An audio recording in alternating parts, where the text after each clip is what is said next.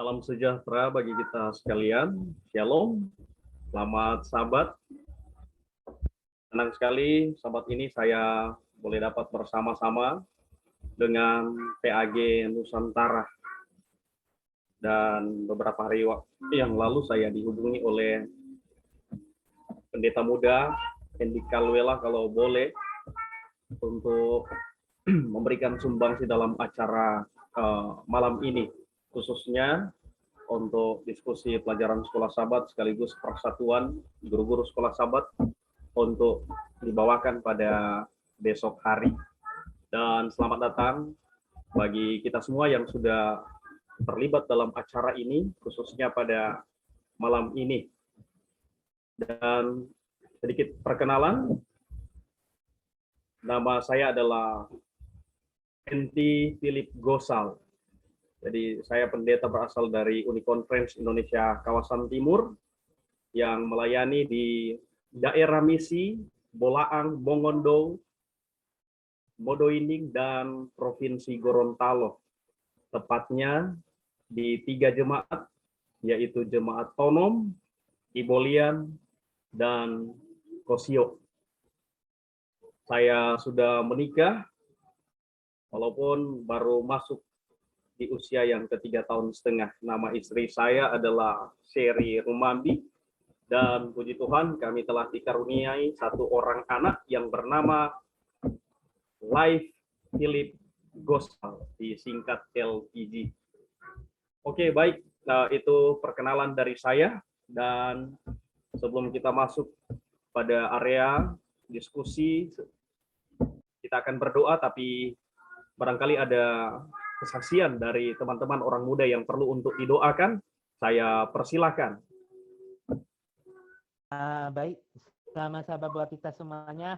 Sebenarnya aku mau pengen join di Falsafah, tapi karena kawinnya sama Kainda undang saya di saya mengisi Minasa Utara Bintu sama itu. Sebenarnya aku mana Minasa Utara Bintu sama sahabat, tapi karena dua, ya udah soal dua sama Minasa Utara Bintu. Baik, terima kasih banyak buat teman-temannya yang ada di sini. Tolong didoakan kalau mungkin ya buat teman-teman semua PAG Nusantara, puji Tuhan untuk kali ini. Tolong didoakan ya guys, mohon maaf sebentar. Tolong didoakan ini ada berita duka cita yang mendalam. Teman-teman, kita juga doakan Pendeta Halowo yang sedang berduka. Tadi subuh, kira-kira jam 3, saya lihat status dari Ana Beauty. Ana dari Pendeta Halowo. Kaninsi sudah meninggal dunia. Kita bawa dalam doa ya teman-teman, semoga keluarga yang ditinggalkan sehat selalu dan penyertaan Tuhan. Jangan lupa didoakan ya teman-teman semuanya, serta tolong didoakan. Tadi Kak Ferdinand mungkin karena dia sakit atau pemulihan apa, tolong didoakan Kak Ferdinand Tarigan supaya dia cepat baik lagi. Dia sakit atau pemulihan, aku nggak tahu ya, kayak kenapa rasanya gitu. Mohon didoakan juga. Dan Selasa kemarin aku lihat dia lagi ngapain gitu.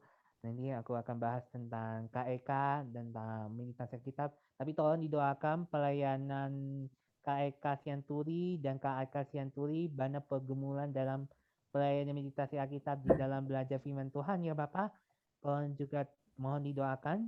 Minta tolong didoakan salah satu anggota jemaah Bulu Lawan yaitu Ibu Umiati yang sampai saat ini belum balik ke rumah kata Pastor Ferdinand. Kita tolong didoakan. Tolong doakan pemulihan dari Kak Eriko Mendun. Kita terus berdoa untuk Along Galan untuk kesembuhan dari COVID-19. Tadi hari Rabu kami sudah join kembali seperti tiap kala. Juga untuk kesehatan keluarga atau sahabat kita yang lain. Kita tolong didoakan juga. Doakan beberapa sahabat kita yang sedang persiapan menghadapi ujian CPNS. Tahu ya, CPNS itu kan sama aja dalam pencarian pekerjaan. Tadi barusan aku dapat permintaan doa lagi dari Banemon Jeffrey. Doakanlah Sendio, dia di rumah, dia positif COVID-19 lagi, tapi room quarantine lah. Ya, batuk, demam, selesma, hilang derita, deria, rasa, dan hidup.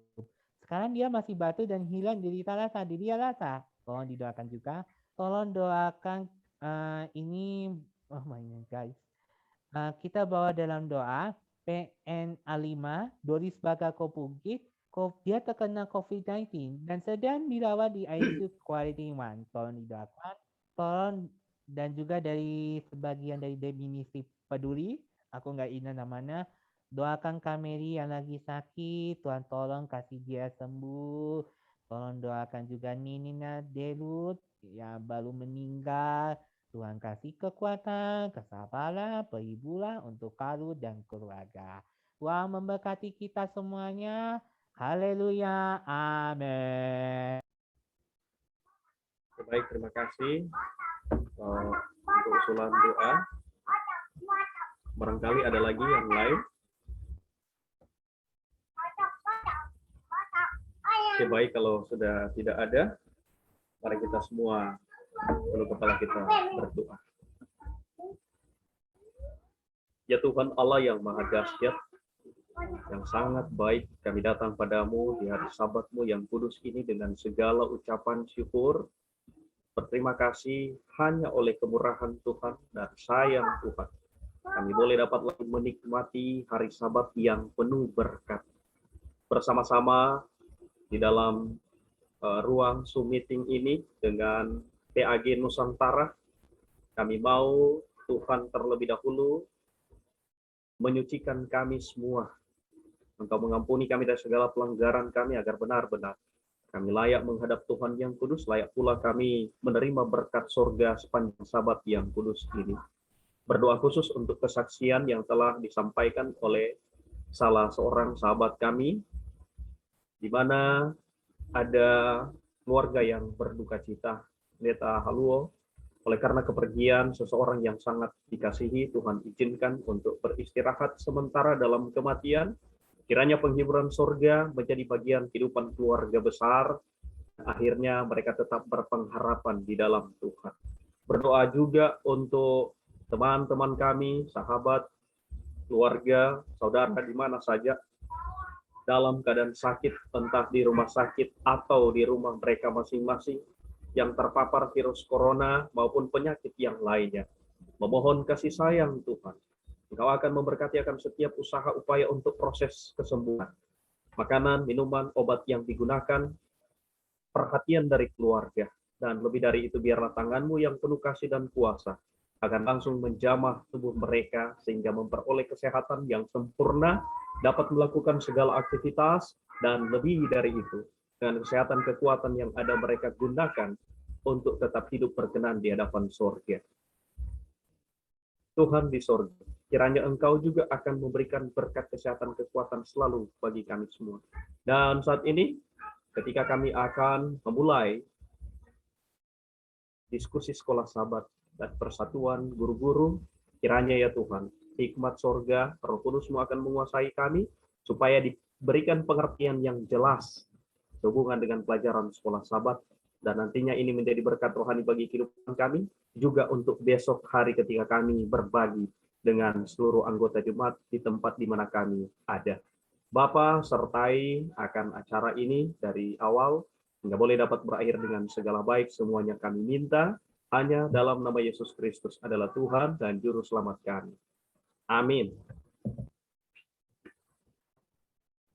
Baik, teman-teman orang muda sekalian, jadi mau diingatkan kembali bahwa tujuan dari persatuan kita pada saat ini adalah di samping mendapatkan pengetahuan sehubungan dengan kebenaran penting yang ada di pelajaran sekolah Sabat, ini juga kita memohon kuasa Roh Kudus untuk boleh dapat mengaplikasikan dalam kehidupan kita setiap hari. Jadi bukan hanya sebagai pengetahuan kognitif saja, tetapi kita aplikasikan untuk kehidupan kita hari lepas hari. Dan lewat persatuan kita malam ini, kepada seluruh anak-anak muda yang nantinya besok akan memimpin pelajaran diskusi sekolah Sabat, bahkan juga menambahkan kepada yang lain untuk supaya benar-benar menikmati berkat Tuhan lewat pelajaran pelajaran ini. Dan judul kita pada saat ini, pelajaran kita telah masuk pada pelajaran yang ke-9. Di pelajaran yang ke-9, yaitu ritme perhentian. Ritme. Barangkali untuk persamaan artinya adalah irama perhentian. Dan sepanjang triwulan ini kita telah belajar tentang istirahat dalam Kristus. Nah, apa hubungan antara ritme perhentian ini dengan istirahat dalam Kristus? Istirahat dalam Kristus.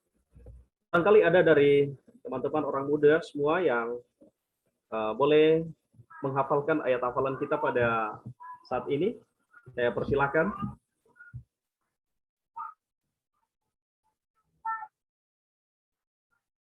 Oke, kalau tidak ada yang mungkin boleh bacakan ayat hafalan kita yang akan jadi ayat bacaan pada sahabat ini.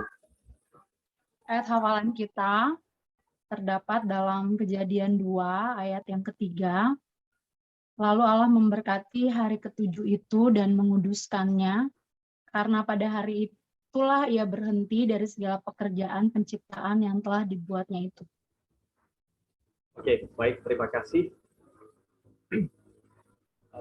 Teman-teman orang muda semua, biasanya hal yang paling sulit untuk dilupakan, sebagian besar manusia, bahkan kita yang hidup di atas dunia ini, adalah momentum. Nah, itu sulit sekali untuk dilupakan. Apakah itu saat-saat bahagia ataupun saat-saat sedih. Namun, kalau itu adalah saat-saat bahagia, biasanya pada ulang tahun kelahiran, ulang tahun pernikahan, atau barangkali ulang tahun jadian dengan pacar, sulit sekali untuk dilupakan. Ataupun momen perayaan hal-hal lainnya yang diiringi dengan acara ucapan syukur. Dan semuanya itu tidak bisa dilupakan. Tapi ada satu hal yang ingin saya mau sampaikan yang saya sangat harapkan teman-teman orang muda harus ingat ini. Jadi harus ingat karena bagi saya pribadi ini adalah penting. Yaitu Tuhan itu ada sebelum ada itu ada. Tuhan itu ada sebelum ada itu ada. Dia adalah realitas yang maha kuasa, maha dahsyat, maha hebat, dan maha-maha lainnya yang tidak bergantung pada apapun, yaitu benda, kapanpun, yaitu waktu, dan siapapun, oknum. Karena daripadanya lah semua ada, hidup, dan bergerak. Namun kalau ada saat dan waktu yang paling menyenangkan dan membahagiakan bagi Tuhan, yang bisa didefinisikan oleh manusia, adalah sesuai dengan pernyataan Allah itu sendiri dalam ruang lingkup hubungan antara Dia dengan ciptaannya, adalah hari Sabat. Adalah hari Sabat. Dan hari Sabat ini adalah monumen. Hari Sabat ini adalah momentum yang sulit sekali dilupakan. Hari Sabat ini adalah monumen peringatan. Hari Sabat ini adalah pengingat untuk supaya manusia tidak lupa bahwa Dia adalah maha hebat, Dia adalah maha kuasa. 6 hari Dia telah menciptakan alam raya kita termasuk manusia, dan itu akan diingat pada hari Sabat. Nah, pertanyaan penting adalah kenapa harus hari Sabat yang menjadi waktu spesial bagi Allah dalam konteks hubungan dengan manusia? Kenapa harus hari Sabat? Oke, mari kita berimajinasi rohani untuk kita kembali berangkat ke masa lalu, di mana hanya ada Allah. Kita akan mempelajari kisah terjadi alam semesta sebatas apa yang Tuhan nyatakan melalui kitab suci. Jadi kita dapat memahami Tuhan beserta dengan karyanya di alam semesta sebatas apa yang Dia berikan melalui kitab suci. Dan menurut Kejadian pasal 1 ayat 1, alam semesta kita memiliki permulaan, dan sebelum permulaan itu tentu Allah sudah ada. Di ayat 2 menegaskan keadaan sifat bumi sesaat sebelum Allah memulai pekerjaannya. Jadi bumi belum berbentuk dan kosong. Jadi belum berbentuk, dibentuk Tuhan, dan kosong diisi oleh Tuhan. Dan aktivitas Allah, aktivitas Tuhan dalam memulai pekerjaan penciptaan adalah dengan berfirman. Dan aktivitas ini dinamakan firman yang kreatif, karena hanya dengan bersuara saja, hanya dengan berfirman saja, Allah mengadakan sesuatu dari yang tidak ada menjadi ada, dan mengubah dari yang belum berbentuk dan kosong menjadi tertata dan terisi. Dan selama pekan penciptaan, dari hari pertama sampai hari ke-6, Tuhan selalu mengevaluasi dengan pernyataan Allah melihat bahwa terang itu baik, dan seterusnya. Allah melihat ini dan itu baik, dan seterusnya. Dan sesudah menciptakan manusia, pernyataan itu berubah menjadi Allah melihat segala yang dijadikannya sungguh amat baik. Nah, banyak pelajar Alkitab menyatakan bahwa puncak dari penciptaan itu adalah manusia. Ya, benar. Tuhan itu sebagai tindakan akhir dan klimaks dari ciptaannya, Tuhan menjadikan hari ke-7. Dia memisahkannya dari hari-hari yang lain. Dan Tuhan, dia menjadikan hari ke-7 itu kudus. Artinya, Sabat ini adalah istana dalam waktu. Sabat adalah istana dalam waktu.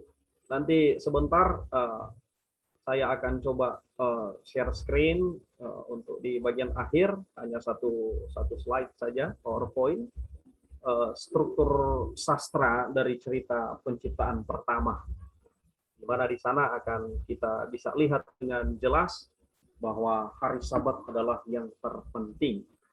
Nah, kenapa?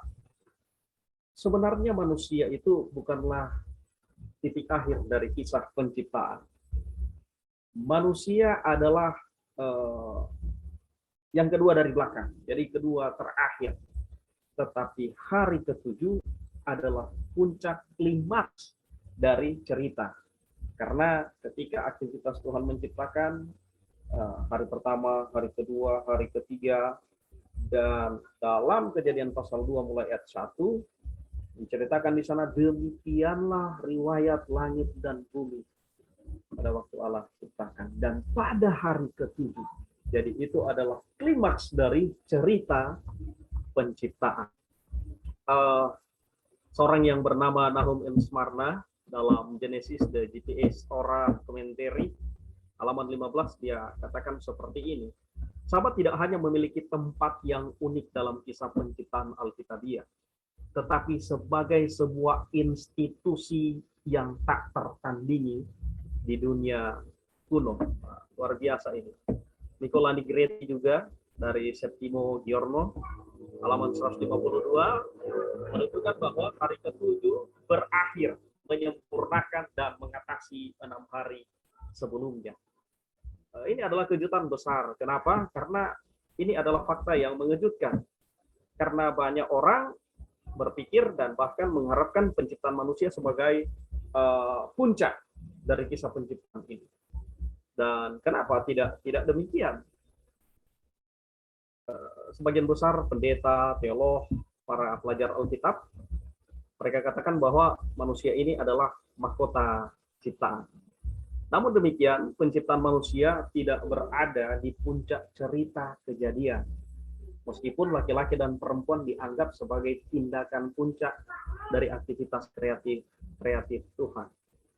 Oke, salah satu pendeta kita yang terkenal, seorang penulis, seorang teolog, Gerhard Hassel, dalam The Sabbath in Scripture and History. Jadi di dalam satu subjudul The Sabbath in the Pentateuch, dia katakan kesimpulan dari kisah penciptaan Kejadian menunjukkan bahwa sama seperti manusia adalah mahkota penciptaan, demikian pula hari ke-7, Sabat, adalah tujuan akhir penciptaan. Nah, oke, sekarang kita mulai bertanya, mengapa Sabat dan bukan manusia yang merupakan inti dari aktivitas penciptaan Allah? Ini kan agak mengejutkan. Ya, karena manusia itu adalah objek fisik terakhir yang Tuhan ciptakan selama minggu penciptaan. Tuhan pertama-tama menciptakan dunia fisik, membentuk ruang, dan mengisinya dengan penghuni fisik yang berbeda seperti ikan, burung, hewan, dan akhirnya dia menciptakan laki-laki dan perempuan. Mereka datang ke dunia alami yang sepenuhnya siap sebagai mahakarya terakhir. Nah, Wenham dalam komentar Alkitab, kolom 1 halaman 37, dia menekankan bahwa penciptaan manusia menurut gambar Allah adalah klimaks dari pekerjaan 6 hari itu. Tapi itu bukan kesimpulannya. Hari ke-7 adalah pertama-tama tentang persekutuan. Persekutuan dengan Tuhan. Dan kemudian persekutuan dengan manusia. Hari Sabat memiliki dimensi sosial yang tak bisa dibantahkan. Jadi meskipun Sabat tidak diberikan untuk hiburan, itu tidak semua tentang ibadah, tetapi juga tentang menghabiskan waktu yang berarti dengan orang lain. Jadi ada hubungan vertikal dan hubungan horizontal. Hari ke-7 adalah tentang kehadiran Tuhan. Hari ke-7 adalah tentang kekudusannya dalam tindakan. Dan hari ke-7 adalah spesial untuknya. Kenapa? Karena pada hari itu adalah waktu yang ia mau supaya manusia mengadakan hubungan intim dengan Tuhan. Banyak orang pikir kan semua hari sama saja. Jadi bisa jadi hari Minggu, hari Senin, hari Selasa kita bersekutu dengan Tuhan. Ya benar, semua hari sama saja, 1 kali 24 jam. Semua hari dapat kita lakukan aktivitas, dan aktivitas itu adalah membaca kitab suci, menyanyi lagu pujian. Tapi Sabat itu lain daripada yang lain. Karena arti daripada kudus adalah dipisahkan, karena dia lain dari yang lain. Allah yang pilih itu. Dan itu tidak akan pernah berubah. Ketika sejak ditetapkan hari Sabat itu sebagai satu hari untuk hubungan antara pencipta dengan manusia supaya mengingat karyanya yang maha luar biasa, dia mau supaya Sabat ini akan tetap terus diingat. Sabat ini harus tetap diingat. Oke, baik, sebelum kita barangkali itu dari saya, dan sebelum kita masuk pada sesi tanya jawab, ada tambahan mungkin atau pertanyaan, kita akan dengarkan puisi yang akan dibawakan oleh Meryl Malinti. Kepada Meryl, saya persilakan. Terima kasih Pak Pendeta Fendi. Apakah suara saya terdengar dengan jelas? Jelas. Selamat hari Sabat bagi kita semua. Izinkan saya boleh tolong dikecilin dikit semuanya. Sorry Levin, boleh kecilin dikit ya kalau Dikecilin dikit. Oke. Oke Kak Kor, boleh ditampilin lagi? Ya, Levina, Dek, boleh Dek.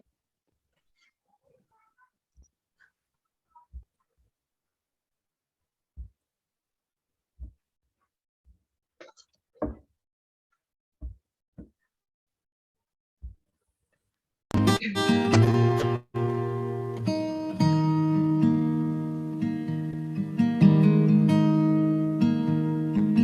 lagi, selamat hari Sabat bagi kita semua. Izinkan saya untuk membawakan sebuah dengan judul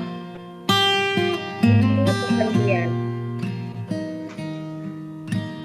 Lalu Allah memberkati hari ke-7 dan menguduskannya. Karena pada hari itulah ia berhenti dari segala pekerjaan yang telah dibuatnya itu. Sulit pahami bagaimana Allah tiba-tiba ada yang melihat di kegelapan laut,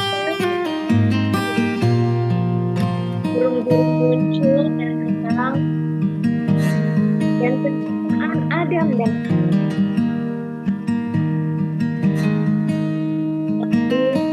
telah memperhatikan hari ke-7 itu dan mengudusnya. Dan pada hari itulah ia berhenti dari segala pekerjaan yang telah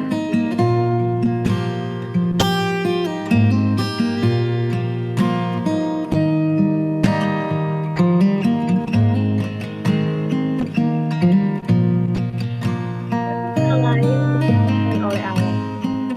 Setelah semua itu diciptakan, yaitu menambahkan satu hari, hari ke-7, dan Tuhan buat hari itu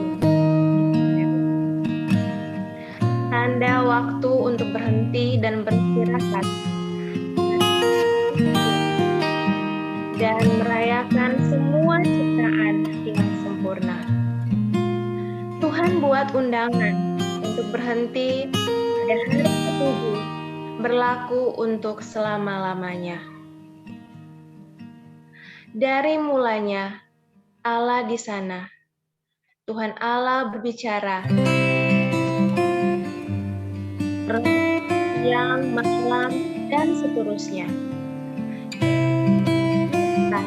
Matahari, bulan, bintang, dan semua ciptaan, dan baik adanya. Penciptaan manusia berbeda, membentuknya dengan cara sendiri dan menghembuskan nafasnya sehingga Adam menciptakan pesawat yang sehingga perkataan bagian dari penciptaan akan mengatakan bahwa sungguh amat baik.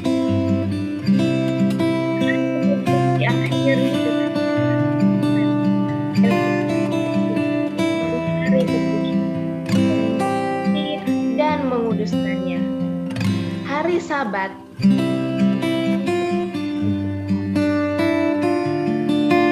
kita merusak hubungan langsung dan kesungguhan bagian dari dosa.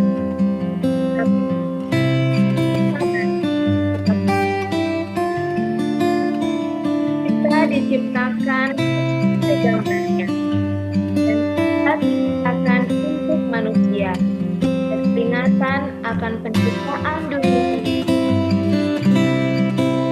Generasi bangsa Israel yang gantar sedikit penderitaan dan orang tua mereka di masa penjajahan di Mesir. Mereka melakukan berdiri perkataan anak sehingga ada dan penyebaraan yang panjang. Generasi baru jangan dan perlindungan menyiapkan makanan mereka pada hari itu. Ada dua untuk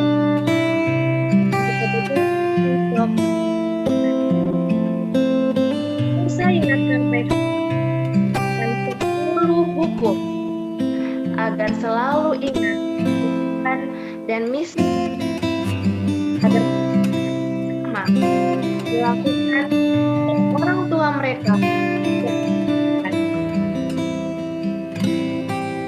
Setelah bangsa Israel ambil alih beberapa wilayah. Kita kembali ingat dalam perjanjian Sinai tentang 10 hukum untuk kepentingan bangsa.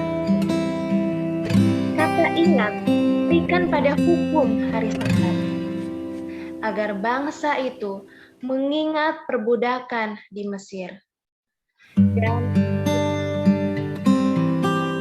ingat akan keselamatan dunia oleh Allah sendiri. Tuhan perintahkan umatnya untuk pelihara Sabat, artinya rayakan kesukaan dan penebusan. Nikmati sepenuhnya kegembiraan di dalam.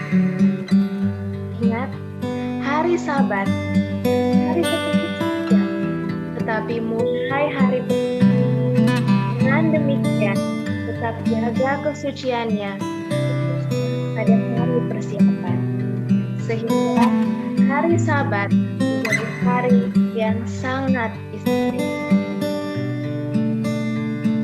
Pelihara hari Sabat berarti pelihara hubungan kita. Jadi hari persekutuan dengan siapapun dengan kita. Beristirahat, bersekutu dengan kebaktian bersama.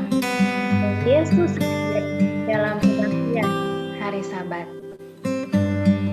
Itu rutinitas dan ritme pekerjaan hari-hari dan istirahat, Sabat. Kita pindah persekutuan dengan Pencipta.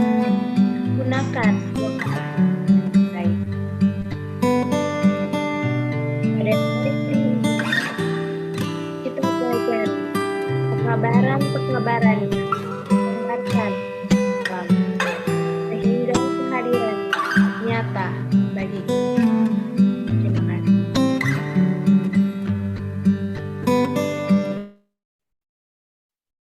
Baik, terima kasih kepada Saudari Merin.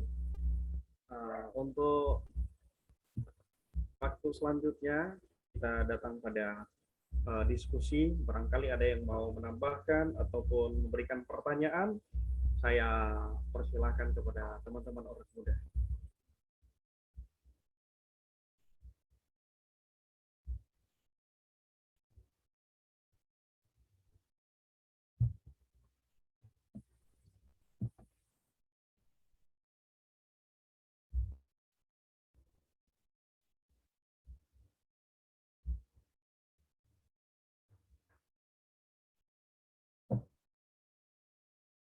Ada tambahan barangkali dari semua teman-teman yang hadir pada saat ini?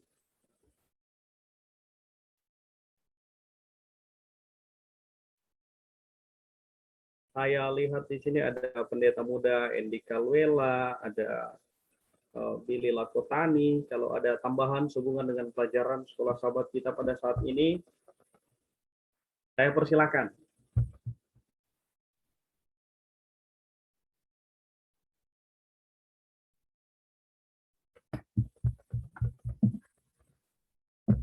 Oke, boleh saya nambahin dikit sebentar? Oke, silakan. Halo. Oke, selamat sahabat buat kita semuanya. Sambungan dengan pelajaran kita pada hari ini itu adalah rime perhentian. Selamat sahabat, selamat sahabat. Halo selamat Yoram, melayani, Dek, boleh selamat- gedein sedikit Dek suaranya, nggak Oh kedengeran. iya, bentar tunggu. Tapi Oke. pelan-pelan ya bicaranya, maksudnya jangan terlalu cepat ya. Maaf ya, ini karena jaringan. Oke, terima kasih banget ya Kak Kori. Udah bantu gue juga. Oke. Terima kasih banyak buat teman-teman semua. Selamat sahabat, selamat melayani, selama bersuka cita. Salam buat teman-teman kita yang pemuda-pemudi Advent Nusantara. Akhirnya setelah KKI Pemuda comeback juga di sini karena minggu besok siapa yang mau ke Data Gigi? Saya. Kita semua kan mau ke Data Gigi. Nah, kita ketemu minggu besok di Komisi Penambahan Diri. Oke, teman-temanku sekalian, ini kan 5 perhentian ya. Guys, kita tahu mana ya, kita harus memerlukan doa yang menenangkan di dalam 5 perhentian. Saya baca di sini, Matius 11 ayat 29. Pikulah aku yang kupasan, dan belajarlah padaku, karena aku lemah lembut dan rendah hati, dan jiwamu akan mendapat ketenangan. Matius 11 ayat 29. Jadi begini ya, saya berteman dengan KEK yang sama-sama beda usia ya. Saya umur 29 tahun dan KEK 17 tahun. Saya mencatat apa ya sejarah tentang meditasi Alkitab mungkin ya yang berisi beragam hikmat yang pernah mereka terima dalam hidup, dalam pergumulan, dalam meditasi Alkitab, apapun yang kita lakukan. Salah satu hikmat yang saya ingat tulis membuat saya merenungi kehidupan saya sendiri. Jika engkau merasa iman Kristen itu sana melelahkan dan menuras tenagamu. Mungkin selama ini engkau sekedar beragama dan mungkin menikmati persekutuan pribadi dengan Yesus Kristus. Berjalan bersama Tuhan takkan membuatmu lelah.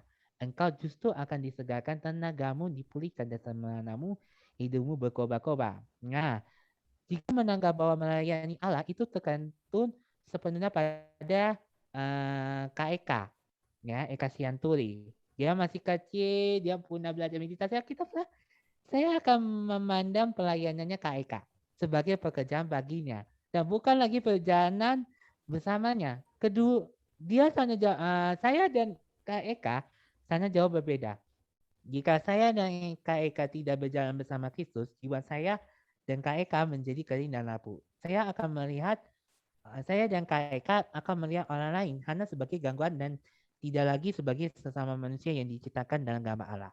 Semuanya serba salah. Jadi gini ya, jemaatku, Selasa kemarin kita seharusnya join di BL Bloom. Kita mau memberikan pendapat mengenai apa itu pelajaran sekolah sahabat. Pas tiba-tiba KEK undang meditasi Alkitab. Orang Sabah join meditasi Alkitab. Dan bentar lagi BL Bloom. Maaf ya, kami nggak bisa ya deh. Itu aja kalau saya pribadi gitu. Akhirnya saya nelpon ke KEK. Saya kesel banget sama KEK. Akhirnya saya berikan semangat, memberikan pertolongan. Berapa jumlahnya deh? Mungkin 11, 15 sampai Bang Udi join di situ. Guys, memang hebat loh KEK loh. Saya nelpon KEK. Dan akhirnya KEK nangis di dalam pergumulan tersebut. Saya hampir merasa kesal dan malah kayak babeta. Udah gitu doang saya pribadi. Karena sebenarnya kan belum. Nah, tiba-tiba pas malam, Kak Indah, orang-orang Sabah, support KEK dalam meditasi Alkitab. Kenapa demikian? Ketika dia mulai merasa sekedar beragama daripada menikmati persekutuan pribadi dengan Yesus, itulah saatnya bagi KEK untuk menenangkan segala beban yang ada dan berjalan bersamanya dalam irama kasih karunia yang diberikannya. Jadi saya mohon dia bicara sama KEK, dia datang kepada saya hari Selasa kemarin untuk menukarkan beban dia yang berat dengan jalan kasih karuniamu. Akhirnya udah didoakan sama Syekh Jesus Love. Puji Tuhan, aku nggak tahu gimana keadaan KEK sekarang.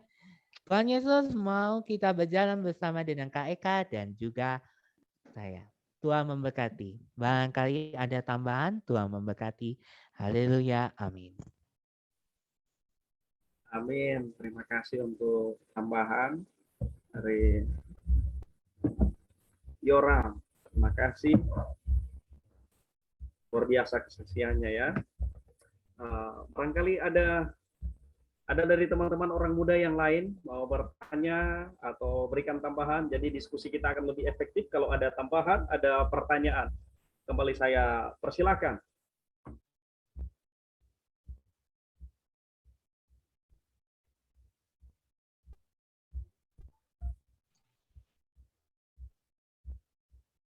Baik, Shalom, selamat sahabat. Boleh izin bertanya? Oke, silakan. Karena kalau kita melihat secara doktrin pelajaran sekolah sahabat kita ini, kita sudah memahami, khususnya kita sebagai seorang Advent, kita pasti sudah lebih paham secara doktrinal bagaimana si hari Sabat, apa itu hari Sabat, konsepnya, dan lain sebagainya. Tetapi sebagai orang muda, mungkin kita masih perlu mendapatkan pemahaman yang lebih luas tentang masalah konsep hari Sabat di dalam aktivitas kita di hari Sabat. Agar kenapa? Agar kita tidak menjadi orang Advent yang mungkin pola pikirnya legalis. Oh, hari Sabat itu jadi nggak boleh beli obat contohnya. Oh, hari Sabat itu jadi nggak boleh beli makanan. Oh, hari Sabat itu nggak boleh melakukan perjalanan jauh. Oh, hari Sabat itu nggak boleh ini dan itu. Mungkin kita bisa dapatkan pelajaran penting buat kehidupan kita 1 minggu ini. Apa sih makna hari Sabat? Apa sih makna ritme hari Sabat ini, ritme perhentian ini, agar kita bisa memahami sebagai orang muda yang di zaman kita sekarang ini, hari Sabat itu bisa kita kuduskan tanpa menjadi seorang anak muda yang legalis di dalam jemaat. Mungkin kita berpikir, contoh sederhana lagi, saya kasih contoh. Ya, karena kita gerejanya online, lewat Zoom, hari Sabat biasa ke gereja bangun jam 7, jam setengah 7.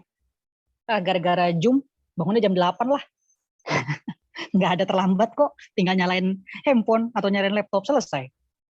Atau malah jangan-jangan ada yang ke gereja masih pakai baju tidur, walaupun sudah mandi. Biasanya pada pakai kemeja, pada pakai dasi, setelan baju lengkap, baju rapi. Ini masih pakai baju tidur. Atau malah nggak ada yang bawa Alkitab, ada dari handphone kok, gara-gara kita sudah kebaktian secara online. Nah, apakah memang kita harus seperti itu atau bagaimana agar jangan menjadi di zaman kita orang muda sekarang ini, hari Sabat itu jangan menjadi suatu hal yang legalis. Mungkin kita boleh diskusikan, mendapat pelajaran penting, dan kita mengerti ritme perhentian hari Sabat sesungguhnya yang Tuhan inginkan dalam menjalin komunikasi atau hubungan yang baik antara manusia dengan Allah. Terima kasih. Oke, baik. Terima kasih. Pertanyaan yang bagus sekali. Dan sebelum saya juga menambahkan untuk jawaban, barangkali ada teman-teman yang ingin memberikan jawaban sehubungan dengan pertanyaan tadi. Jadi, bagaimana kita konsep hari Sabat itu, khususnya di kalangan orang muda, supaya tidak terkesan legalis. Karena biasanya hari Sabat itu diidentikan dengan, oh jangan buat ini, jangan buat itu. Dan kalau itu diterapkan sekarang, apalagi kepada generasi orang muda sekarang, ya terlalu membosankan. Karena sudah sejak dari dulu, jadi generasi bangau ya, diturunkan sampai sekarang. Kira-kira konsep hari Sabat itu untuk diterapkan kepada kalangan orang muda seperti apa? Ada tambahan, ada jawaban dari teman-teman orang muda yang lain? Saya persilakan sebelum saya memberikan juga dari saya pribadi. Ada?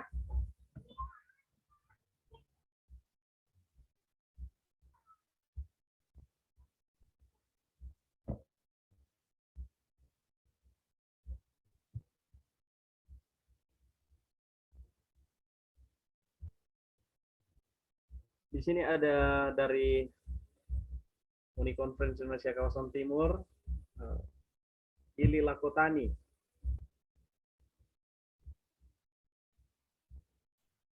Tambahan? Oke, terima kasih atas kesempatan yang diberikan. Jadi saya mau menjawab dari pertanyaan tadi dari Pendeta Muda Paulus dalam Markus 2 ayat 27 sampai 28 itu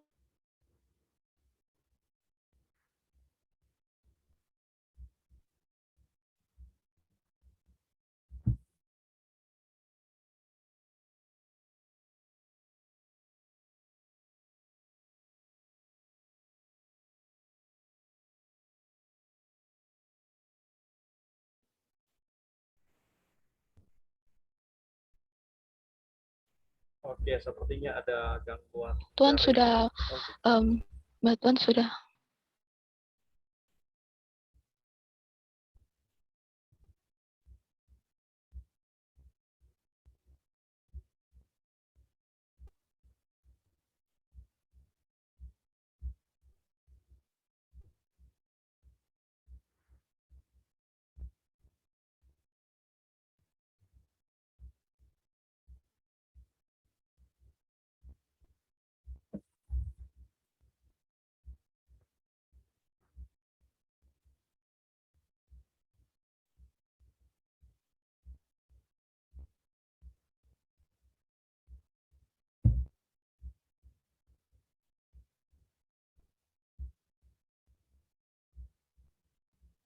Maaf karena tadi ada gangguan signal dari saya.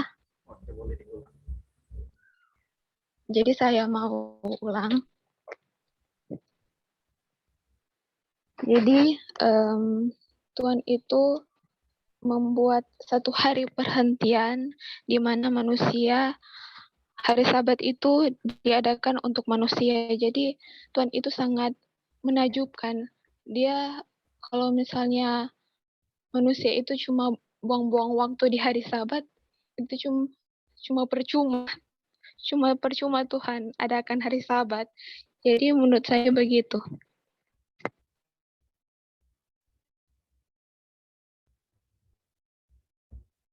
Oke, baik, terima kasih. Hari Sabat diadakan untuk manusia. Ada yang lain? Shalom, selamat malam. Selamat malam, shalom. Ya, terima kasih atas kesempatannya. Saya sangat tertarik dengan persoalan yang ditimbulkan. Saya tidak tahu bagaimana hendak menjawabnya, tetapi saya begitu tertarik dan saya ingin mengongsikan apa yang boleh dikongsikan, sebab ya berkaitan juga dengan kehidupan saya secara pribadi, di mana saya mempunyai seorang putri berusia 4 tahun. Dan seringkali apabila hari Sabat menjelang pada Jumat dan masuk Sabat, anak saya yang berusia 4 tahun ini pun sudah mulai pandai bermain handphone. Ya, jadi saya seringkali mengingatkannya, apabila dia ingin mendapatkan handphone daripada saya atau ibunya, saya katakan hari Sabat tidak dibolehkan bermain handphone. Tetapi dia melihat papa mamanya masih memegang handphone, walaupun sebenarnya bukan untuk tujuan lain, tetapi mungkin membaca Alkitab atau melihat atau mau share sesuatu link. Tetapi anak ini tidak mengerti, dia melihat kita memegang handphone. Poin yang saya coba sampaikan ialah kita katakan tidak boleh, tetapi kita lakukan. Dan sememangnya memelihara Sabat ini kalau menurut pelajaran di hari Kamis, bermaksud memelihara hubungan kita dengan keluarga dan sahabat handai. Dan Tuhan sudah menyediakan masa, waktu untuk persekutuan yang terfokus bersama dengan seluruh keluarga. Ini termasuklah istirahat hamba hewan milik keluarga. Saya sangat bersyukur pelajaran firman ini mengingatkan saya sendiri secara pribadi. Sememangnya kita harus menguruskan hari Sabat, sebab ya terlalu banyak berkat yang boleh dinikmati sebenarnya. Tentunya sukar untuk memberitahu anak-anak ataupun sahabat lain bahwa apa yang diperbolehkan untuk hari Sabat. Tetapi apabila kita sendiri mengaplikasikannya, maka mereka yang melihat pasti akan terdorong untuk mengetahui kenapa, dan juga terdorong untuk menguduskan hari Sabat oleh karena mereka melihat diri kita sendiri benar-benar menguduskannya. Itu saja daripada saya. Terima kasih.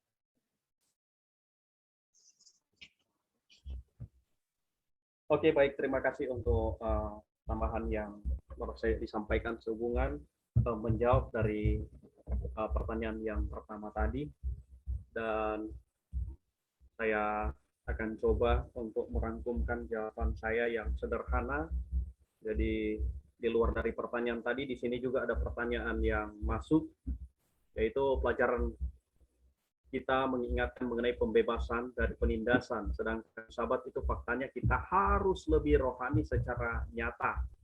Nah, bagaimana ritme perhentian yang dimaksud, dan apakah kalau kita berbuat baik menurut kita itu menurunkan standar ritme perhentian. Oke, baik, terima kasih. Yang harus kita perlu ingat, di hari Sabat ada dua hal penting yang ingin saya mau sampaikan. Yang pertama adalah celebration. Nah, jadi hari Sabat itu adalah selebrasi. Dan yang kedua adalah keep, jadi pelihara. Nah, terkadang kita terlalu memfokuskan kepada kata yang kedua tadi, keep, pelihara kekudusan itu. Sampai-sampai di era kita, bahkan barangkali untuk anak-anak kita nanti, kalau terlalu fokus pada keep, nantinya mereka seperti terkekang, seperti diikat, seperti tidak ada ruang untuk mereka bergerak karena jangan buat ini dan jangan buat itu. Tapi kita lupa menyampaikan kepada orang lain, kepada keluarga, bahwa hari Sabat itu adalah perayaan. Yang namanya perayaan itu adalah perasaan senang. Jadi perasaan kita diliputi rasa senang karena merayakan sesuatu. Nah, merayakan apa? Merayakan yang mana hanya di hari itu kita benar-benar menikmati persekutuan yang indah bersama dengan Kristus. Dan supaya tidak bosan, maka kita harus membawa pikiran mereka kepada apa yang telah dilakukan oleh Kristus, kepada apa yang telah dilakukan oleh Kali kita. Pertama, dia telah menciptakan alam raya, telah menciptakan kita semua, telah memberikan berkat yang luar biasa. Setiap tarikan hembusan nafas kita adalah daripadanya. Kedua, dia telah menebus kita, dan sampai sekarang ini dia telah memelihara kita. Di hari itu adalah pertemuan spesial antara kita dengan Tuhan. Layaknya seseorang, dua orang yang lagi pacaran, yang hendak mau menikah, mereka tidak sabar lagi untuk menikmati hari itu. Jadi kalau ada satu hari di mana akan diadakan perayaan, kadang kita sudah tidak sabar untuk ada pada hari itu. Berbeda dengan kalau penekanan kita hanya jangan ini dan jangan buat itu. Maka hari itu, waktu dekatnya hari itu, orang mulai, aduh, sudah mau hari Sabat lagi ini. Jadi hari Sabat itu ada dua sisi yang tidak boleh kita pisahkan. Yang pertama adalah selebrasi, dan yang kedua adalah pelihara. Sebenarnya terminologi menguduskan Sabat itu tidaklah tepat. Kita memelihara kekudusan Sabat itu, karena yang menguduskan adalah Tuhan. Kita makhluk yang berdosa, kita tidak bisa menguduskan hari, tapi kita hanya pelihara. Dan pemeliharaan kekudusan Sabat itu adalah menjaga akan setiap pemikiran, kata-kata, dan perilaku kita supaya sejalan dengan kehendak Tuhan. Nah, sekarang, apakah kalau kita berbuat baik menurut kita, itu menurunkan standar ritme perhentian hari Sabat? Ini boleh jadi dua jawaban. Apa yang dipandang baik oleh saya, belum tentu dipandang baik oleh orang lain. Atau bisa jadi ya baik dalam kategori ini harus ditambah dengan benar, baik dan benar. Itu tidak akan menurunkan standar ritme perhentian. Tapi kategori baik, alangkah baiknya jika itu dipadankan dengan demikianlah firman Tuhan, bukan menurut kita. Jadi baik menurut firman Tuhan, bukan baik menurut kita. Barangkali itu dari saya. Kalau masih ada tambahan atau pertanyaan atau masih kurang puas dengan apa yang telah saya sampaikan, saya kembali berikan kesempatan.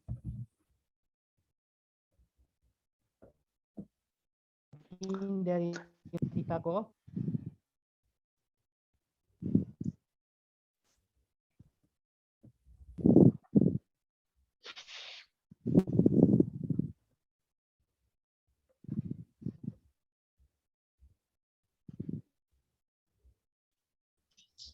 Oke, boleh saya bertanya sedikit, boleh? Aku kasih tambahan, boleh? Oke, silakan. Oke, saya Bob, karena gangguan dikit.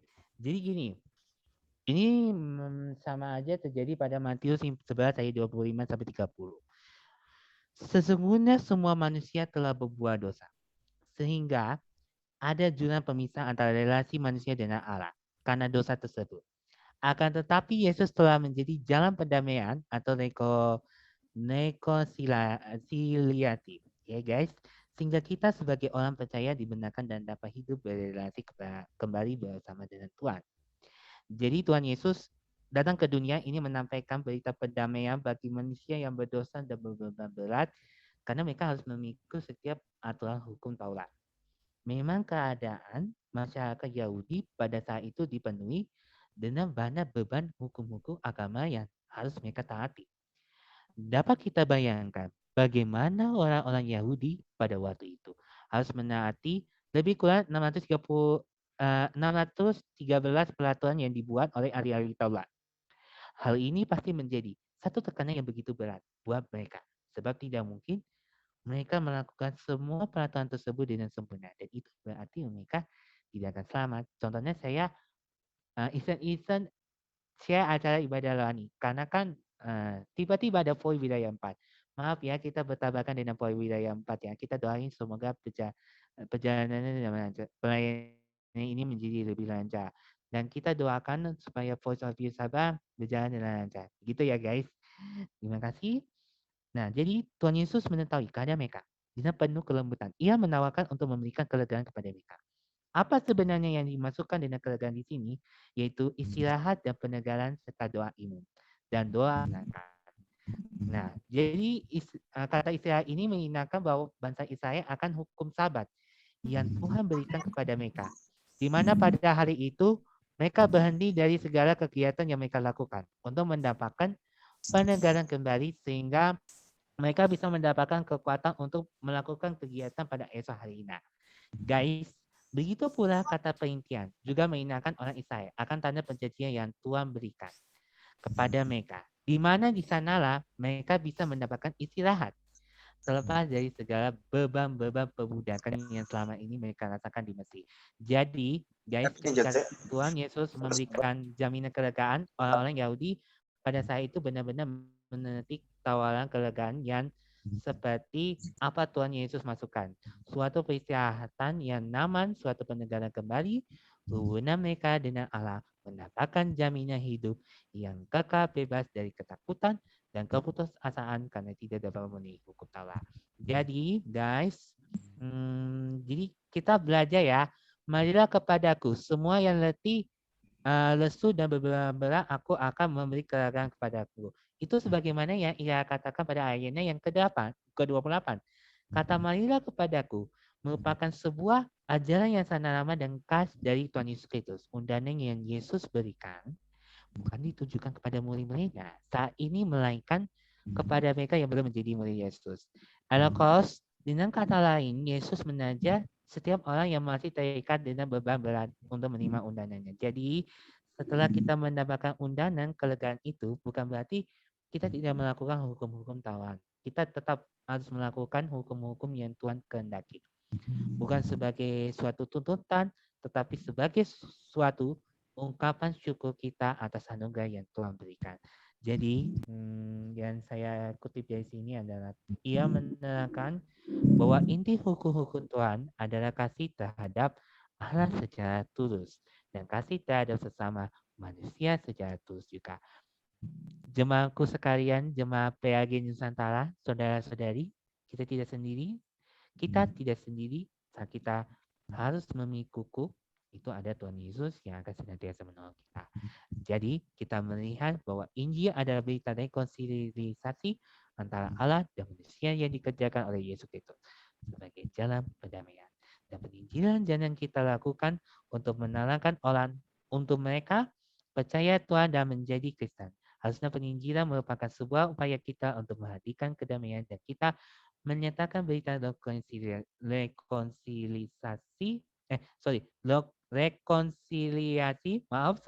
dari Yesus sehingga orang yang mendengar Injil tersebut hidup dalam damai kasih Kristus. Tapi ada juga nih ini dari Thank you. Ya, ini ada yang ya. soalnya Jadi lihat gini, ada yang ini nih orang, ada yang raise hand, ada yang angkat tangan. Boleh dulu ya, kasih kesempatan ya. Oke, Tikius. Terima kasih ya guys. Tuhan memberkati. Tuhan berkati. Ini kayaknya ada angkat tangan nih, namanya Kak Okto. Silahkan. Baik. Nih si Skori, kedengeran suaraku? Oke, jelas. Kedengeran. Oke. Shalom, selamat sahabat semua. Apa kabar? Semoga sehat walafiat di dalam perlindungan Yesus Kristus. Ini sangat menarik ya. Saya suka pertanyaan ini karena tidak hanya bukan dari sisi ilmunya, tapi dari sisi praktikalnya ini sangat-sangat baik ya. Itu, dan saya rasa kita semua mengalami apa yang ditanyakan oleh pendeta muda Paulus ya, sahabat saya. Kalau mau jawab bagaimana itu legalitas dan bukan legalitas, sebenarnya di dalam Markus 2 ayat 27 atau Markus 2 ayat 23 sampai 28 ceritanya di situ tuh sudah menjawab ya, ketika judulnya itu murid-murid memetik gandum pada hari Sabat. Gitu. Apalagi ditekankan di ayat 27 ya. Sebenarnya itu Yesus sudah menjawab bagaimana legalitas orang Yahudi di zaman itu ya. Cuman yang menarik begini. Saya mau coba, maafkan saya kalau penjelasan saya ini kurang menyenangkan atau kurang enak ya di hati saudara ini. Saya coba menerangkan, saya mencoba sharing begini. Sebenarnya ini bukan masalah harinya. Kenapa? Nanti akan ada pertanyaan seperti ini. Kalau ini masalah hari, apakah di surga itu bisa menentukan hari manakah hari Sabat itu? Sedangkan di surga itu adalah tidak ada gelap ya. Jadi selalu terang dan dikatakan bahwa setiap hari ya adalah hari Sabat. Seperti itu. Cuman karena kita ada di bumi, di dunia yang fana ini, banyak sekali tantangan dan cobaan, maka dibutuhkanlah ini Sabat ini. Cuman Sabat ini apakah memang benar-benar hari? Kalau saudara baca di dalam Markus 2 ayat 27, apalagi dikuatkan di 28, itu sudah sangat menjawab maksud dari hari Sabat ini apa sih? Saya coba baca ya. Lalu kata Yesus kepada mereka, hari Sabat diadakan untuk manusia. Oke. Seperti saya bilang tadi, kita ini tinggal di dunia yang fana. Jadi kita butuh itu. Dan bukan manusia untuk hari Sabat. Ayat 28-nya itu ditekankan, jadi anak manusia atau Yesus Kristus adalah juga Tuhan atas hari Sabat. Poinnya adalah hari Sabat itu sama seperti Yesus. Dan hari Sabat itu adalah Yesus sendiri. Oke. Nah, kalau begitu, tindakan apa yang harus kita lakukan atau tunjukkan kalau memang hari Sabat itu adalah Yesus, tindakan apa? Ya. Yang Yesus inginkan penurutan di dalam kasih, tidak ada paksaan. Yesus itu tidak pernah memaksa saudara dan saya untuk mengikuti Dia. Oke. Yesus itu adalah sosok manusia yang luar biasa, dan Yesus itu adalah bagian dari Tuhan yang luar biasa juga, yang ingin kita mengikuti Dia itu tanpa paksaan. Tanpa ada didorong-dorong, enggak. Orang nyuruh, ikut Yesus gini ya. Apalagi kalau waktu kemarin saya cerita dengan beberapa teman-teman ya, waktu KKR itu yang kalau mau baptis itu harus dibayar dulu. Nah, itu banyak yang terjadi kasus begitu. Nah, Yesus tidak butuh yang orang seperti itu gitu. Tapi once mau datang dengan ikhlas, tulus, saya mau ikut Yesus dengan perasaan itu, Dia sambut kita. Nah, kalau kita ibaratkan hari Sabat itu adalah Yesus, dan memang hari Sabat itu adalah Yesus, nah kita bikin hari Sabat itu seperti kita mengikuti Yesus. Ada keikhlasan, ada ketulusan, ada kegembiraan, ada joyfulness di situ, gitu kan. Once ketika kita merasakan hari Sabat seperti itu, dan ada satu mistake yang mungkin kita perasaan kecil itu kita rasa, wah ini salah nih, ini nggak cocok nih hari Sabat saya begini nih. Itu pasti ada hati kecil yang bilang itu tuh Roh Kudus juga kan yang bisik. Once kita merasakan begitu, aduh ini salah nih. Nah itu kayak ada sakit hati juga gitu kan, ada sakit hati juga ya, aduh harusnya saya nggak bikin begini dari Sabat nih. Nah itu ada kesan, ada ketulusan yang Yesus lihat di situ, yang kita merasa wah ini nggak boleh begini nih, gitu. Tanpa pendeta, tanpa Toto Jumat khotbah tentang legalitas, tidak boleh ini, tidak boleh begini, tidak boleh gini. Hati kita kalau kita bikin sesuatu yang salah itu pasti kayak berasa gitu kan, kayak aduh salah nih, aduh nggak boleh kayak gini. Nah itu yang Yesus inginkan, tanpa kita dipaksakan untuk atau diancam-ancam, hari Sabat tuh tidak boleh begini, tidak boleh begini, jadi beban, tidak joyfulness kan, gitu. Nah itu sebenarnya yang mungkin ini pemahaman saya ya, yang saya, karena saya pernah ini sedikit kesaksian beberapa tahun lalu ketika saya masih bekerja di kantor, bukan suatu kesombongan saya mau nyatakan ini, tapi ini jadi beban dan jadi sukacita juga. Waktu itu saya sempat selama saya kantor itu saya mungkin bekerja di hari Sabat itu 4 kali ya, saya hitung ya selama berapa tahun saya kantor ya. Mungkin 8 tahun, 7 tahun ya saya di dunia kantoran. 3 kali apa 4 kali saya hitung itu saya kerja di hari Sabat. 3 kali kalau nggak salah ya. Salah satunya itu saya ke Bali ketika ada pameran dan saya tuh harus pegang event di sana. Nah, itu saya harus kerja hari Sabat. Saya itu di kamar mandi tuh nangis-nangis saya. Nangis-nangis saya waktu itu saya kerja. Maki-maki lagi saya diri saya ini, semuanya ini kesel banget, saya kesel banget waktu itu. Dan itu udah ketiga kali saya kerja di hari Sabtu, ya dari hari Jumat padahal. Pas saya udah berantem, udah sampai mau tantangin ownernya, kebetulan tuh orang Korea.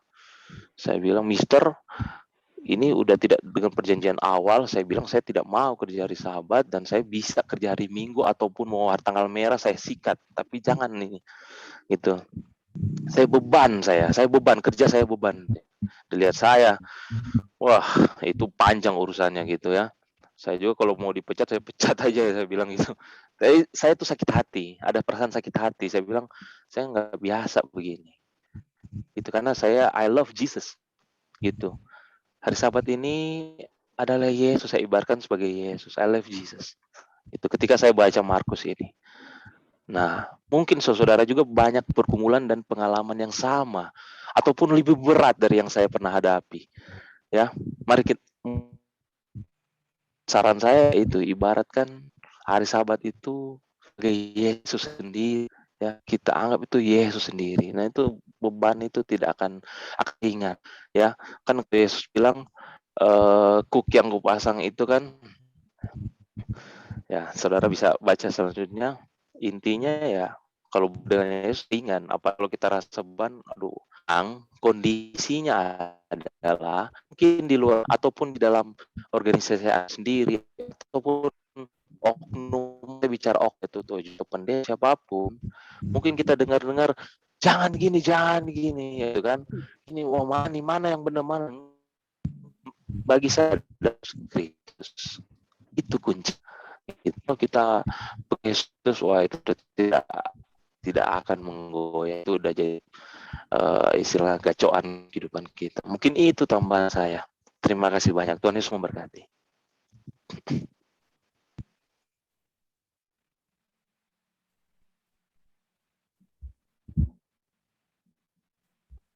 Oke, baik, terima kasih tambahan yang sangat baik dari saudara Okto. Terima kasih telah mengerti Markus 2 ayat 27. Yesus adalah juga Tuhan atas hari Sabat. Jadi Sabat itu adalah persekutuan. Jadi tidak sekedar hari, kalau karena itu hari sama saja dengan yang lainnya 1 kali 24 jam. Tapi kenapa itu spesial? Karena Tuhan yang memisahkannya. Tuhan yang memisahkannya. Dan komentar Yesus di Markus 2 ayat 27 itu sangat luar biasa. Jadi Yesus menegaskan bahwa Sabat diciptakan sebagai karunia khusus bagi seluruh umat manusia. Karunia penting ini adalah melayani manusia sebagai melayani manusia. Dia adalah sebagai pelindung, dia adalah pemelihara, dan Sabat itu adalah pembebasan. Kalau kita disibukkan dengan kegiatan, urusan, pekerjaan yang telah menjadi dewa, hari Sabat adalah saat di mana kita boleh dapat menikmati akan hubungan yang erat dengan Tuhan. Baik, ada pertanyaan lagi dan tambahan? Saya persilakan. Ada Pendeta Wendel resen tadi, kemudian ada Sis Mona Lisa Wawuran habis itu. Ya. Sorry. Oke. Dari Silahkan Pendeta Wendel, kemudian Sis Mona Lisa. Si Mona Lisa dulu. Oh, Sis Mona Lisa dulu. Oke, silahkan. Terima kasih kesempatannya. Mungkin pertanyaan saya, suara saya terdengar? Jelas. Pertanyaan saya, bisa tolong dijelaskan, apakah benar ayat Alkitab yang mengatakan bahwa semua hari sama saja ditujukan untuk hari Sabat? Biar semuanya mengerti bahwa ayat itu, ya saya tidak tahu lah, benarkah semua hari sama saja menyangkut hari Sabat, hari ke-7? Terima kasih. Oke, baik, terima kasih. Barangkali langsung dengan pertanyaan selanjutnya dari pendeta. Silakan. Tambahan atau pertanyaan? Silakan jawab dulu. Oke, baik. Jadi di awal saya sebutkan bahwa Sabat itu sama 1 kali 24 jam seperti hari-hari yang lain. Tapi kenapa itu beda? Kenapa itu beda? Karena Tuhan yang memisahkan, Tuhan yang menyendirikan, dengan maksud supaya di hari itu ia ada hubungan yang benar-benar intim dengan manusia, dan di hari itu menjadi satu monumen untuk memperingati siapa Allah itu. Jadi Sabat itu akan membawa fokus manusia menunjuk kepada siapa Allah kita itu. Allah yang maha hebat, Allah yang maha dahsyat, Allah yang maha-maha lainnya.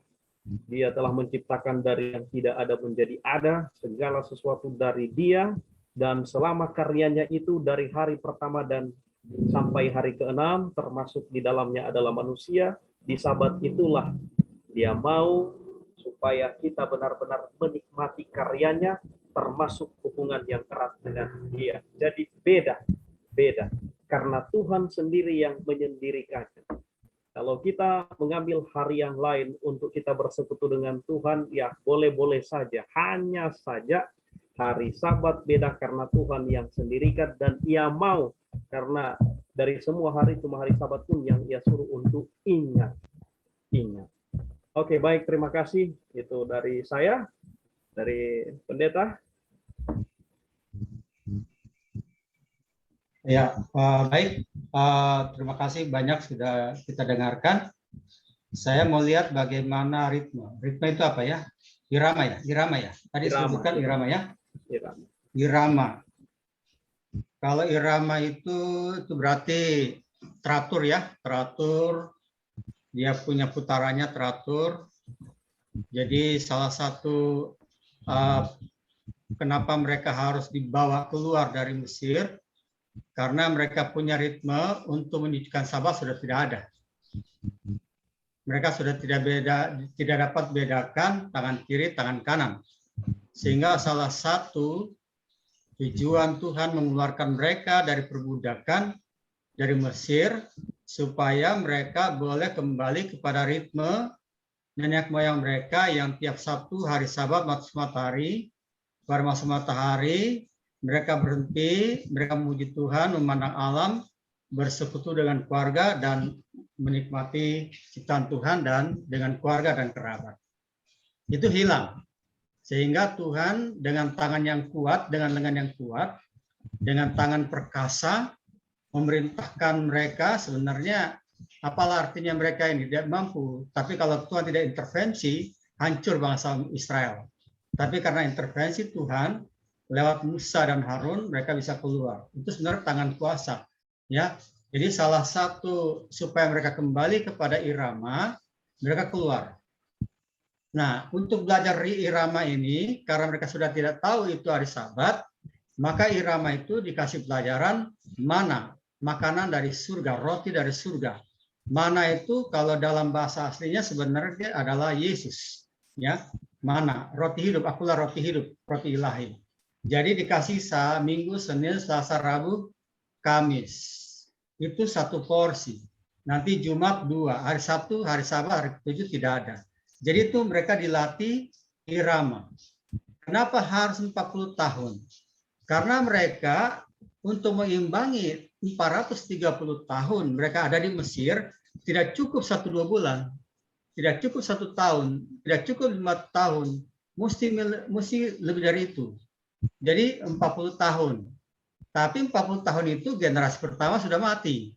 Makanya generasi kedua, karena generasi pertama itu otaknya sudah dicekoki, tidak ada hari Sabat. Nah, sekarang generasi kedua itu yang dilatih. Generasi kedua itu latihnya hari Sabat, tidak ada makanan, jangan coba-coba cari, tidak ada. Jadi dilatih, ini latihan. Jadi itulah maksud dan tujuan mereka tuh sekarang sedang dilatih supaya mereka boleh kembali lagi kepada ritme dari Sabat masuk pada Sabat, dari matahari masuk pada matahari. Mereka ingat mereka budak yang sudah dibebaskan. Mereka ingat bahwa Tuhan yang intervensi mereka supaya ada. Dan mereka ingat sebagai Kalik pencipta langit dan bumi, menikmati alam. Mereka sekarang ada di padang belantara. Nah, mengacu kepada kita sekarang ini, secara psikologi, secara ilmu jiwa, kalau rutinitas, ya tadi ada kesaksian sampai dia menangis, melanggar Sabat. Kalau sudah kita rutinitas 21 kali, maka itu sudah jadi automatically runningnya, secara otomatis itu akan terbiasa. Sudah mau masuk matahari, hari Jumat sudah terbiasa. Siapkan semua persiapan di hari Jumat, setrika baju dan sebagainya. Sudah menjadi rutinitas, menjadi silker, menjadi irama. Nah, itulah yang sekarang kita pelajari. Nah, sekarang kita kembali kepada Mesir lagi. Apa yang Mesir sekarang kita? Yaitu PPKN. Jadi sekarang kita kenal lagi Mesir. Ya, kita diajar lagi ke Mesir ini, kembali ke Mesir. Kita sekarang sudah dijajah, tutup gereja. Kita di rumah sekarang, kata Pak Pendeta Tampu Bolon, kita sekarang di rumah. Suka-sukanya. Apakah ritme yang sama yang di gereja itu kita lakukan atau kita kembali ke Mesir? Ini yang menjadi acuan untuk mempersiapkan kita diarahkan untuk kembali ke Mesir. Siapakah di balik itu semuanya? Kita sekarang sedang belajar nubuatan. Siapa yang kita sembah?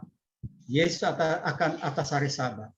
Kita mau sembah dia atau kuasa yang lain? Karena Sabat, kenapa setan serang ini Sabat? Hari Sabtu, hari ke-7. Kenapa dia tidak serang hari pertama, kedua, dan yang lain?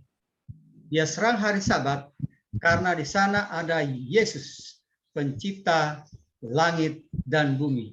Kenapa dia cemburu pada hari Sabtu, hari Sabat? Karena dia tidak diundang pada waktu pekan penciptaan. Sehingga dia marah sekali kepada hari Sabtu, hari Sabat. Dia marah kepada orang-orang yang menyucikan hari Sabtu, hari Sabat. Salah satu ciri the remnant umat sisa pelihara hukum. Sekarang ini dia menang. Berapa banyak yang menyucikan hari Sabtu, hari Sabat? Banyak umat Tuhan, banyak orang-orang yang tidak peduli dengan hari Sabtu, hari Sabat. Mereka buka dan sebagainya. Sekarang dengan adanya lockdown, kita melihat toko-toko ditutup, kantor-kantor ditutup. Ini juga menjadi pelajaran bagi mereka. Jadi berapa banyak sekarang umat-umat Tuhan yang berbakti, yang manusia di dunia ini. Dari Kristen saja berapa yang menyucikan. Jadi kita melihat setan menang. Ya, dia menang. Dia sekarang menang. Dia sekarang sedang menggunakan dia punya kaki tangannya. Kita belajar dalam nubuatan Daniel dan Wahyu. Ya, di sini prosesnya adalah siapa yang kita mau sembah. Mau sembah dia atau sembah Yesus sebagai pencipta langit dan bumi. Karena akan tiba waktunya hari Sabtu, hari Sabat akan menjadi ujian. Sabat, Sabtu menjadi ujian. Apakah kita punya irama? Apakah kita punya ritme tetap menyucikan hari Sabtu, hari Sabat dengan lockdown ini, atau sudah kembali ke Mesir? Ya, apakah semua hari Sabat sama? Beda. Ada ayatnya mengatakan semuanya hari Sabat sama. Itu dimaksud hari-hari Yahudi itu ada hari perayaan, hari ini, itu mereka juga sebut Sabat. Dan itu simbol. Tapi hari Sabat Yom yang betul adalah hari ke-7. Hari ke-7, hari Sabtu, hari ke-7. Dan itu harus kita tetap sucikan. Apakah di dunia baru, di sorga ada Sabat? Yes, Sabat itu kekal. Apakah nanti di sorga ada matahari dan sebagainya? Bukan kita punya urusan. Yang penting kita sampai di surga dulu. Kita berdebat, adakah matahari sana? Tidak perlu. Yang penting kita siapkan diri ke sorga, nanti kita lihat. Jangan kita pusing. Oh, di surga kita tidak akan sucikan Sabat karena tidak ada matahari terbenam. Bukan kita punya urusan cari tahu itu. Yang perlu sekarang bagaimana kita punya ritme. Apakah tetap setia pada Sabat? Jangan juga kita kaku dalam perjalanan. Ada orang kecelakaan, oh minta maaf, saya ini sudah mandi, saya mau siapkan, saya punya acara diskusi sekolah Sabat, saya takut terlambat, saya akan berita mision, saya tidak peduli itu orang sudah sekara di sana, saya lewat. Kita sama ada orang Yahudi. Jadi jangan berpikir Sabat itu karena kita suci, kita tidak tolong orang yang celaka di jalan. Jadi jangan membuat kita ini seperti, oh karena hari Sabat, berarti kita orang Yahudi. Kita tidak berbuat baik ketika dalam perjalanan. Jangan kita jadi orang Lewi, kita lewat samping, padahal orang itu butuh bantuan, butuh orang sedang celaka, kita turun. Kalau bisa kita bantu, kita bantu. Kalau sudah ada orang, kita biarkan mereka yang ambil bagian. Jadi saya menekankan bahwa hari Sabat ini, setan sedang soroti lewat dua oknum. Binatang yang keluar dari laut, Kepausan Vatikan, dan binatang yang keluar dari darat, yaitu Amerika Serikat, yang sedang memainkan peranan bagaimana untuk melockdown gereja-gereja dan tutup semua gereja-gereja. Kalau boleh tidak ada lagi gereja dibuka. Ini salah satu mereka punya metode dengan adanya vaksin-vaksin, dan kita sedang melihat di depan kita nubuatan Daniel dan Wahyu. Sementara digenapi satu-satu. Satu demi satu nubuatan yang kita ada sekarang. Kita sekarang berada di nubuatan. Ini lockdown ditunda-tunda. Oke, kita lockdown sampai tanggal sekian. Kita tutup sampai tanggal sekian. Oh, nanti dibuka tanggal sampai tanggal 6. Apakah betul? Nanti PPKM itu sampai 6 September atau bagaimana?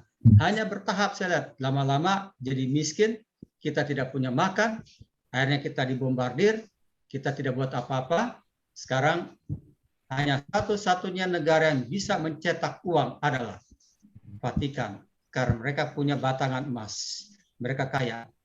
Tapi kita haruslah siap mempersiapkan diri. Apakah kita tetap dekat dengan Yesus? Bukan karena harinya, tapi kita dekat dengan Yesus. Atau kita masa bodoh. Pokoknya semuanya hari sama. No. Hari Sabtu, hari Sabat, Tuhan atas hari Sabat. Amin. Amin. Amin. Baik, terima kasih Pendeta Wendel. Saya kira itu telah merangkumkan semua pelajaran kita pada saat ini. Dan tambahan untuk kesimpulan, jadi Sabat pada dasarnya adalah Tuhan dalam hubungannya dengan manusia. Itu tidak sekedar berbicara hari, tetapi itu berbicara tentang seseorang. Dan seseorang itu adalah satu realitas yang maha kuasa, yang tidak bisa disangkal oleh siapapun yang ada di alam buana ini, yang telah mengadakan kita, yang telah membebaskan kita dari dosa, menebus kita, dan yang masih sampai sekarang ini menyucikan kita. Jadi hari Sabat merujuk pada Yesus. Ketika memelihara Sabat tanpa Tuhan, maka legalislah yang akan terlihat. Kenapa? Sesungguhnya bahwasanya kita telah diselamatkan, tapi kita berusaha untuk mencapai lagi keselamatan itu lewat usaha kita dalam melakukan ini dan itu, sehingga kita juga tawarkan kepada orang lain untuk lakukan ini, lakukan itu, jangan lakukan ini, jangan lakukan itu pada hari Sabat. Jadi Sabat adalah sebuah perayaan, tetapi itu dirayakan dengan memelihara kekudusannya karena menjaga hubungan kita yang intim dengan Tuhan. Oke, baik teman-teman semua, kita akan tutup. Masih ada angkat tangan itu. Oke, Mona Lisa. Mona Lisa dulu, baru Saudara Emon. Ya. Edmund. Barangkali dua terakhir ini.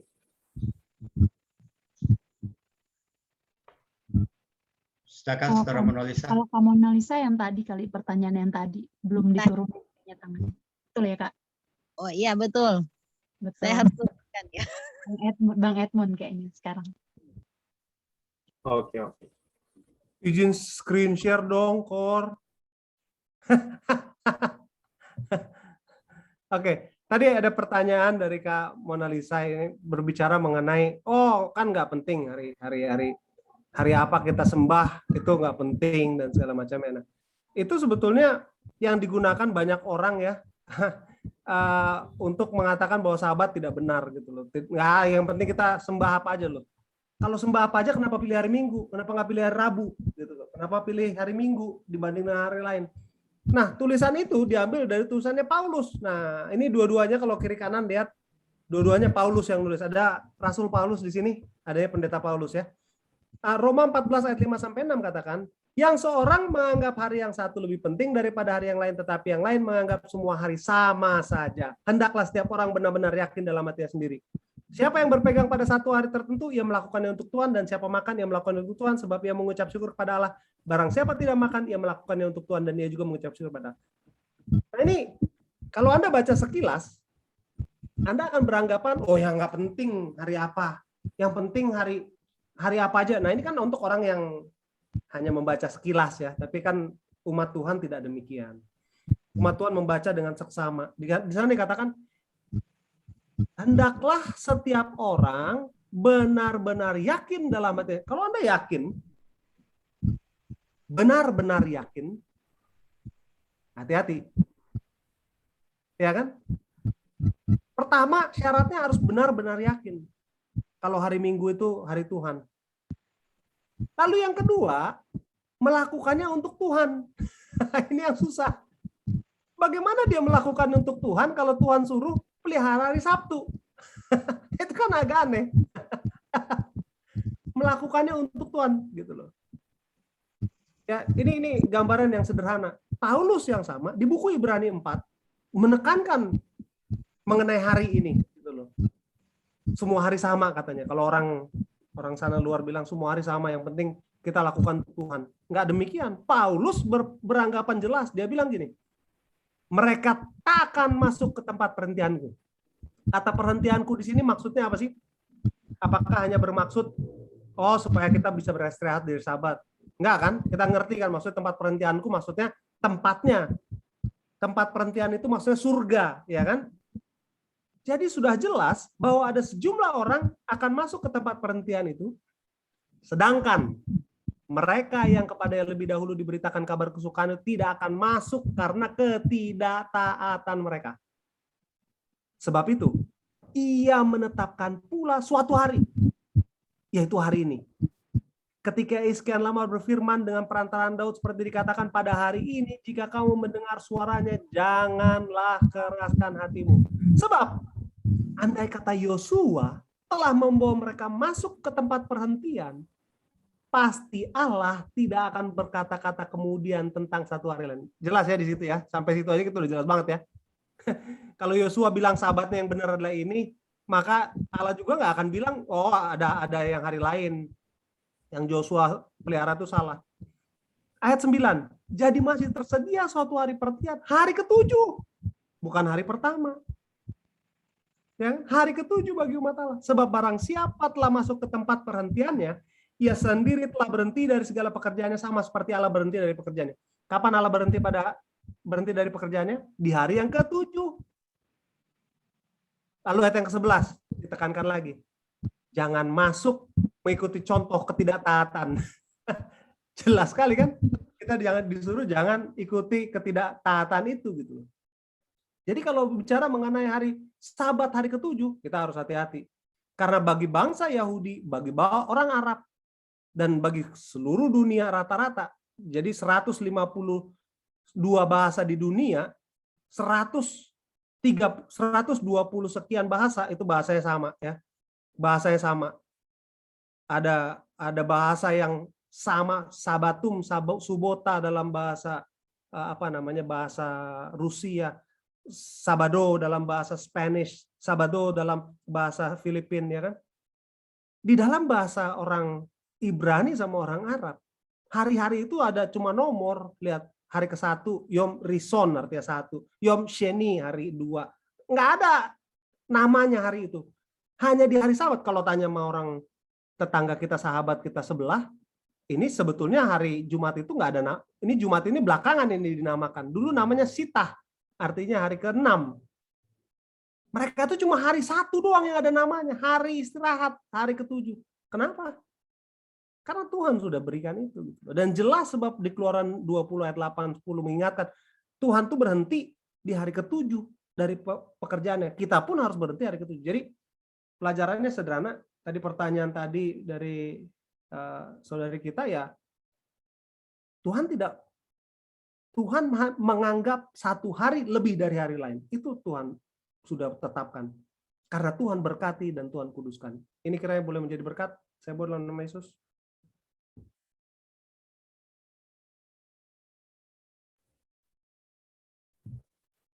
Oke, baik. Terima kasih untuk tambahan yang luar biasa. Dan saya kira itulah yang terakhir. Kita semua telah banyak belajar sehubungan dengan pelajaran sekolah Sabat kita pada saat ini tentang hari Sabat. Dan alangkah baiknya kita mohon kuasa Tuhan untuk memberikan kekuatan bagi kita mengaplikasikannya. Jadi bukan hanya sekedar pengetahuan, tetapi bagaimana benar-benar kita menempatkan Sabat itu sebagai momentum hubungan kita dengan Tuhan, menikmati segala berkat Tuhan. Baik, terima kasih untuk semua partisipasi pada malam ini, dan kita akan tutup acara kita pada saat ini dengan doa. Mohon kesediaan Pendeta Wendel Runturambi untuk pimpin kita dalam doa. Baik, kita satu dalam doa. Maha kasih Bapa yang bersemayam dalam kerajaan sorga, kami datang dengan segala hati, menghormati, mengagungkan, mengangkat nama Tuhan di atas dunia ini.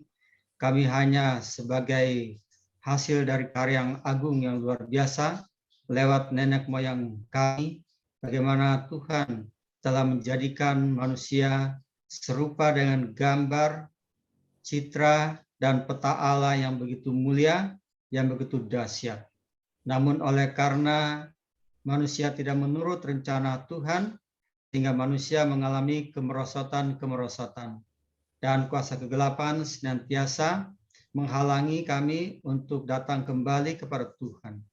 Biarlah dengan adanya Sabat ini menjadi satu bagian untuk kami tetap kuduskan, sucikan, kami asingkan, karena Tuhan yang pertama berhenti, yang Tuhan mengundang kami untuk berhenti juga pada hari Sabtu, hari Sabat, hari ke-7, yang mana kami akan memuliakan Tuhan, melihat alam hasil karya Tuhan yang masih ada, dan bersekutu dengan keluarga, kerabat, dan kami tetap berbakti, memuliakan dan menghormati nama Tuhan. Berkati seluruh orang-orang muda yang terlibat di grup ini. Terima kasih pemaparan firman Tuhan lewat sekolah Sabat yang sudah dibawakan oleh Pendeta Fenty Gosal. Tuhan berkati dalam kehidupannya, dalam pelanannya, dan juga kami semuanya yang sudah memberikan pertanyaan dan sudah memberikan kontribusi untuk kami boleh pelajari bersama-sama. Di atas segalanya, Tuhan, kami tahu kuasa kegelapan tidak suka kami menuruti Engkau. Kuasa kegelapan tidak suka kami menyucikan, menguduskan hari Sabtu, hari Sabat, dengan berbagai gangguan yang dia berikan, dia tawarkan berbagai macam pikiran-pikiran bisnis dan lain sebagainya. Seringkali kami terpengaruh oleh karena keadaan-keadaan dunia ini yang senantiasa menjadi hal-hal yang rutinitas dalam kehidupan kami selama 6 hari. Biar kami kembali kepada Tuhan, menyembah Tuhan, menghormati, karena Sabat akan menjadi satu ujian untuk penyembahan kepada Allah sebagai Khalik pencipta langit dan bumi. Teguhkan kami, kuatkan kami, yakinkan kami, tangan yang dahsyat, tangan yang kuat, lengan yang kuat yang telah melepaskan bangsa Israel akan melepaskan kami dari tantangan, rintangan yang akan kami hadapi di hari-hari ke depan. Nubuatan sementara digenapi di mata kami satu demi satu. Tuhan bantu tolong kami untuk tetap setia berpegang teguh kepada Engkau sebagai Allah Khalik pencipta langit dan bumi. Kami akan istirahat. Jaga lindungi kami, kuasa Roh Kudus akan bangunkan kami besok pagi untuk mulaikan ibadah besok bersama-sama dengan jemaat, umat Tuhan dan keluarga. Terima kasih kesehatan kekuatan. Kami memohon antibodi kami didapat dari Yesus sendiri yang menghalau seluruh penyakit-penyakit yang sekarang kami hadapi sedang mendunia ini. Terima kasih Tuhan, terima kasih Yesus. Kami sudah berdoa demi nama Yesus Tuhan dan Juru Selamat kami. Amin. Amin. Terima kasih Pak Pendeta Wendel Runtur Rambi. Dan selanjutnya saya serahkan kepada Officers PAG Nusantara. Arfan ada?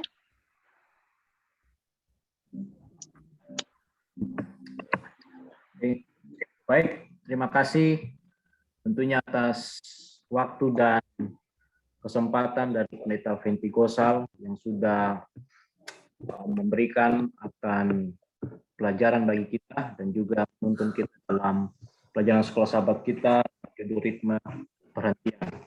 Dan tentunya berkah senantiasa selalu menjadi milik pendeta dalam pelayanan di daerah DMB MG, yang dimana ini bisa menjadi kekuatan juga bagi kita untuk terus berkarya dalam nama Tuhan. Oke, baik. Untuk kesempatan ini kita akan dengarkan pengumuman dari pengumuman diri ya. Silakan dari pengumuman diri.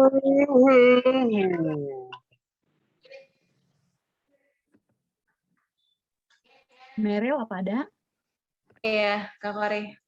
Ya, terima kasih atas kesempatan yang diberikan.